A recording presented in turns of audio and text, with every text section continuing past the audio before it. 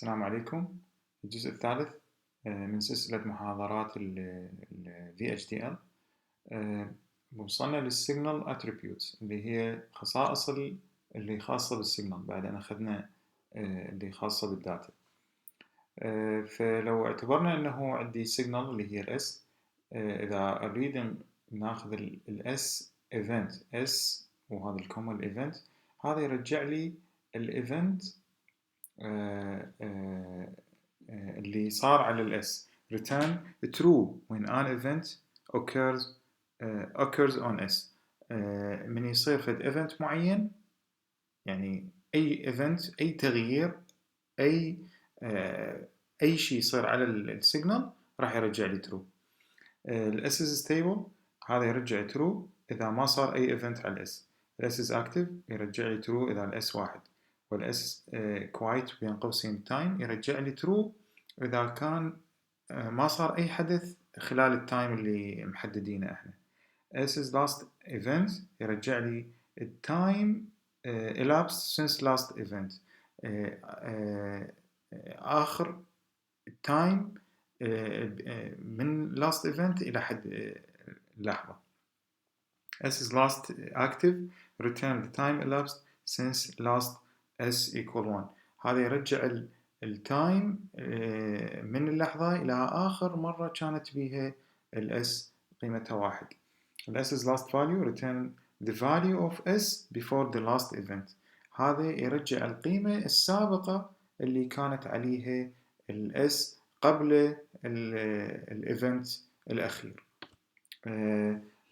through the most signal attributes، من خلال هذه الاتريبيوتس كلها اللي شرحناها، احنا طبعا معظمها يستعمل السيميوليشن.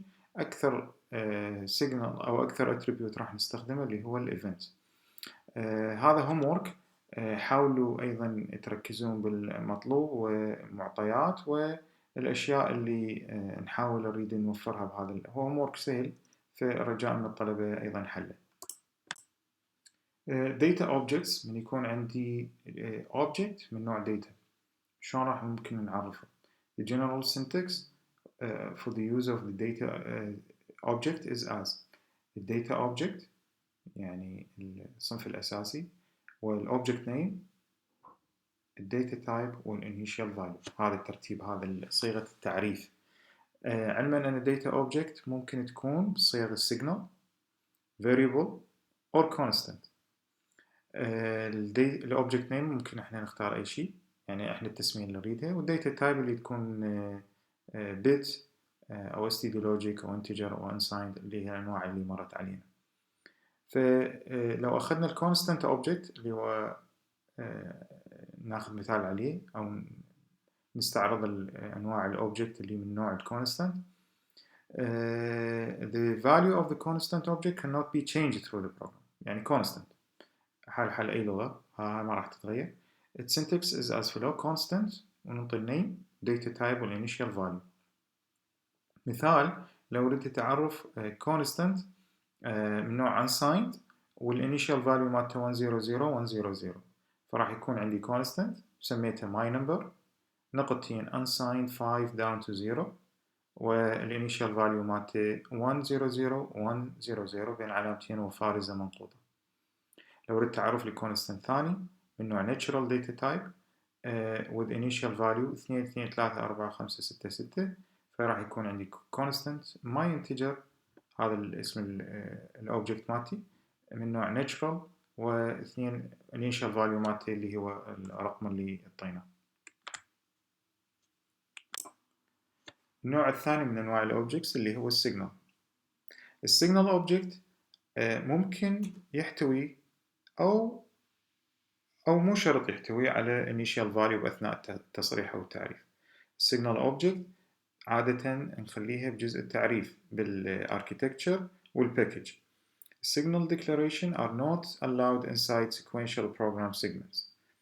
راح نشوف بعدين أنه نفتهم أنه ال VHDL code راح يحتوي على جزء sequential وجزء concurrent، يعني ينفذ بطريقة متوازية بطريقة البارallel.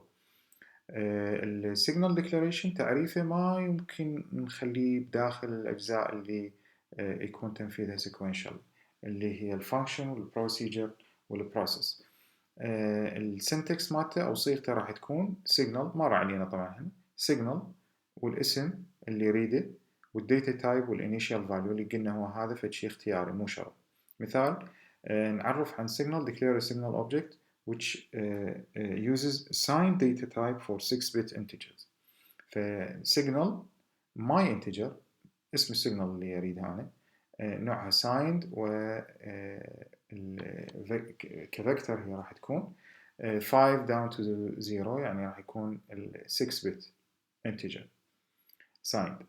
النوع الثالث اللي هو نوع من الأوبجكت، نوع ال variable objects. ال variable object declaration may or may not include an initial value. نفس الحالة ممكن أو مو شرط أنه تحتوي على initial value. ال variable objects are employed in sequential program segments.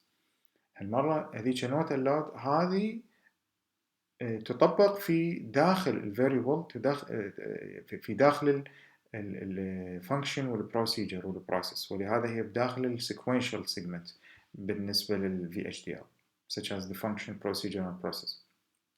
ال syntax راح يكون عندي variable واسم ال variable اللي اريده والداتا تايب والinitial value. مثلا variable my number من نوع natural، variable x من نوع std logic والinitial value مالته 1، variable y من نوع std logic vector 3 down to 0 والinitial value مالته 1 1 1 0. هذا مثال منطيني بوكس مسميه electronic circuit. هذا يريد المطلوب من عندي هنا شلون اكتب الكود الخاص بالديكلاريشن مال entity، يعني اريد اوصف الانتيتي لهذا البوكس من غير الاركتكتشر. ولهذا the block box representation of an electronic circuit is shown below. Describe the electronic circuit parts by VHDL entity segment using std logic vector for the data types of the ports. ولهذا احنا نبدي solution راح يكون library IEEE، ونحتاج نحتاج من هذا اللايبراري هو IEEE std logic 1164.all. راح يكون عندي الانتيتي electronic circuit entity electronic circuit اللي سميته is. نبدي بخانة البورت راح نحتاج عندي 2 input 1 نوع input و std logic vector 3 down to 0 و input 2 هم in space std logic vector 3 down to 0. فيها بعد 3 output 1 نوع أو الأول تشوفون بيه سهمين فهو in out std logic vector 3 down to 0. الثاني output 2 هو نوع بس out std logic vector 4 down to 0. الثالث شوفه مرجع سهم فهذا يسمونه البفر output 3 buffer std logic vector 4 down لين 5 4 down to 0. هذا وراها and الاسم اللي بديت به الانتيتي اللي هو الالكترونيك سيركت وفارزة منقوط. مثال آخر the black box representation of a digital circuit is given in the figure below. Write a VHDL program. المرة يريد البروجرام مو بس الانتيتي for the implementation of this circuit. هاي عندي electronic circuit بيها 3 input 2 output. الاوتبوت مثل ما نشوفه هو كأنه AND بين يعني كأنه logic circuit. فراح يكون عندي entity نبدي ننطي اسم سميناه example is 3 بورتات input A B C من نوع البت وبورتين output من نوع البت. اوكي F1 F2 output bit and example and الجزء الانتيتي. هسه نبدي الاركتكتشر لهذا الانتيتي. architecture سميته arc dot of الاسم الانتيتي اللي هو example is begin. طبعا البيجن والend بالاركتكتشر ضرورية هاي واحد كل ما ينساها. فراح يكون عندي الاوتبوت الاول F1 والاسناد بطريقة الطريقة اللي تنتبهوا لها A زائدا A and ال B note. فراح تكون A and note ال B وهذا الأقواس ضرورية تنتبهوا له or C. راح تكون كأنه A B بار أو B نوت زائد C. ال F2 اللي هو راح يسند إليه A and ال B and نوت ال C، والأقواس أيضا تراعونها وفارزة منقوطة. مثال آخر: write a VHDL program that includes that calculates y equals 2 to the power x where x is an integer in the range من 0 إلى 7. هذا مثال يريد يحسب الإكسبوننشن أو الأس 2 أس x. فراح يكون نبدي بالانتيتي بارت. solution راح يكون entity power of 2 سميناه الانتيتي مالتي is البورتات راح يكون عندي الانبوت هو الاكس وهو من نوع الانتجر والرينج مالته من 0 إلى 7، والواي راح يكون هو انتجر والرينج مالته طيناه من 1 إلى 128. طبعا ممكن نعطي أكثر.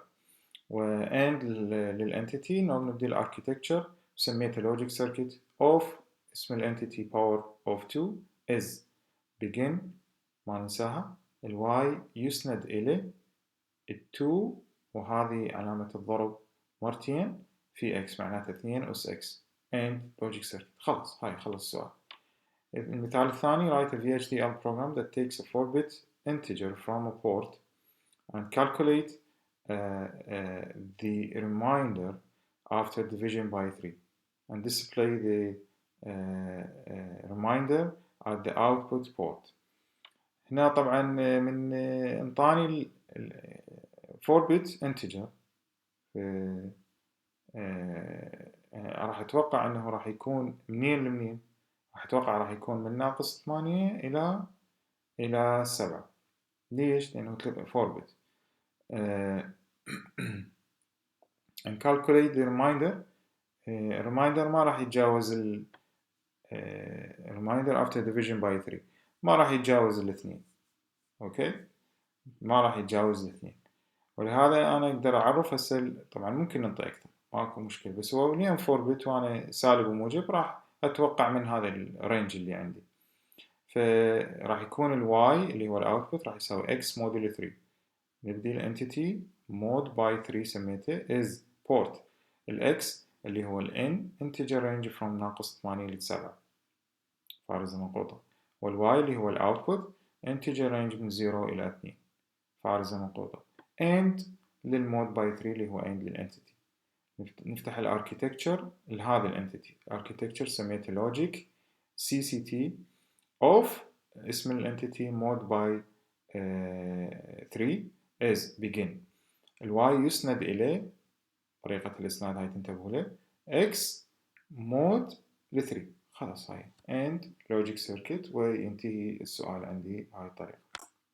مثال آخر: entity هنا راح انطي الكود وراح اشوف شغلي صحيح لو لا.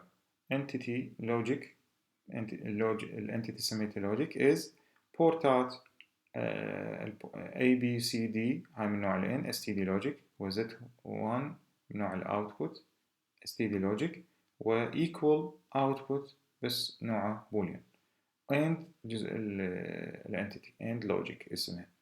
نفتح الاركيتكتشر لهذه الانتيتي. اركيتكتشر سميته circuit of اسم الانتيتي اللي هو logic is begin. Z1 اللي هو الاوتبوت يسند الى A and B بين قوسين or not C XOR D. على العموم المهم هي هذه جاي نشوف انه انواع ال A وال B وال C وال D وال Z1 كلها متوافقة، كلها STD logic، بس هنا الايكوال اللي هو نوع بوليان سندت إلى x XOR البي. وأنا أريدكم تنتبهوا لي، هل هذا يصير لو ما يصير؟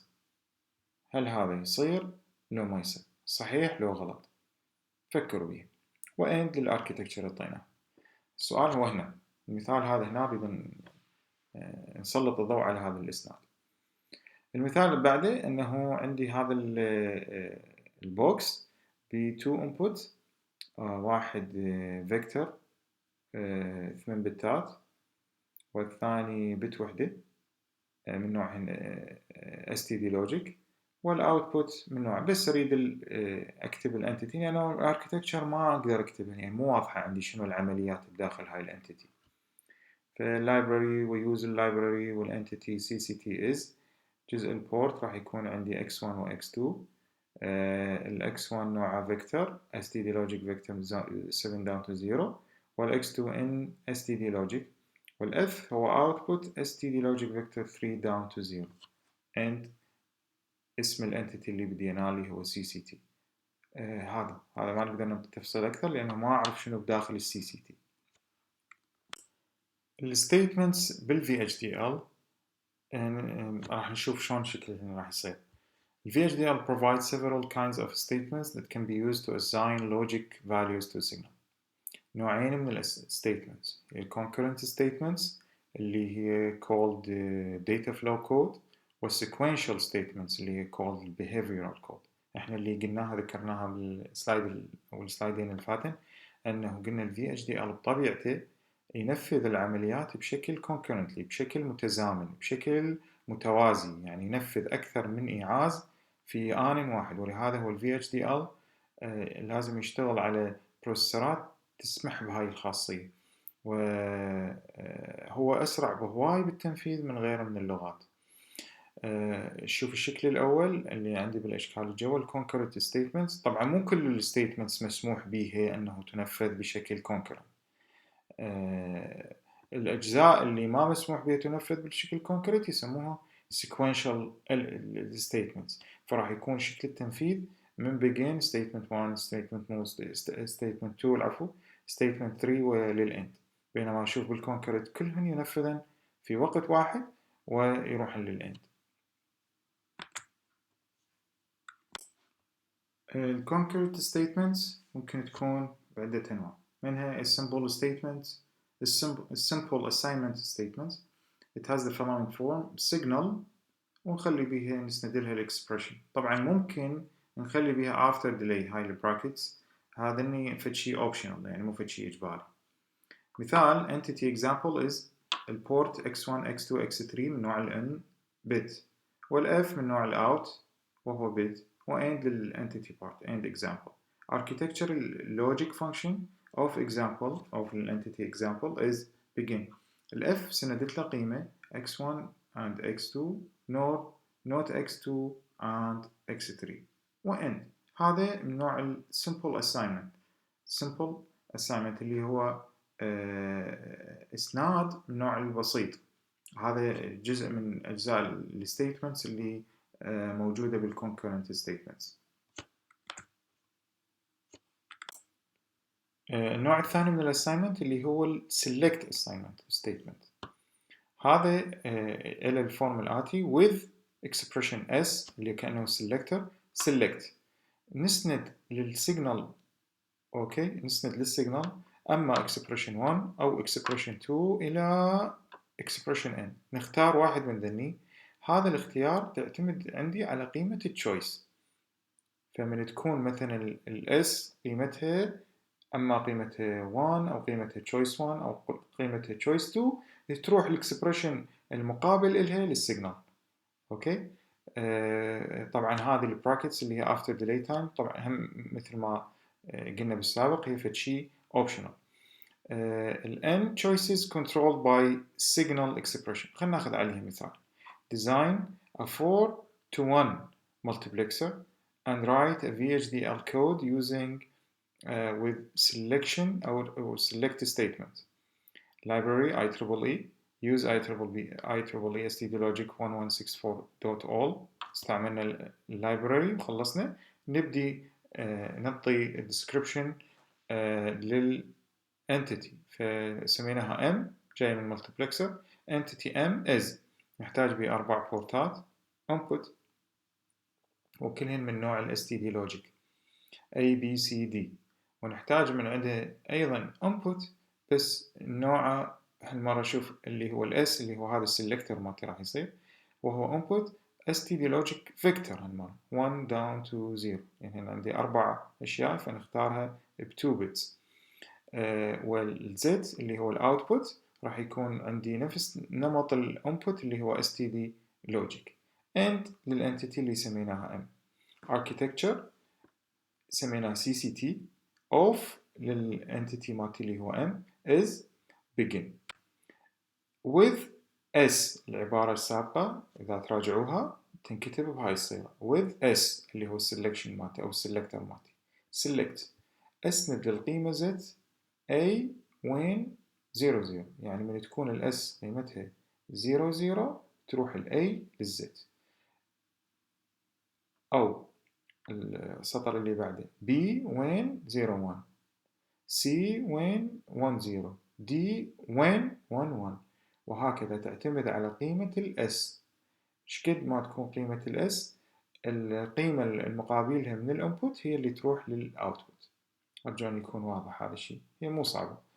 زين. and CCT اللي هو الاركيتكتشر مالت الانتيتي مالتي. هاي خلص الديسكريبشن او خلص الكود اللي ممكن نشتغل به المالتيبلكسر.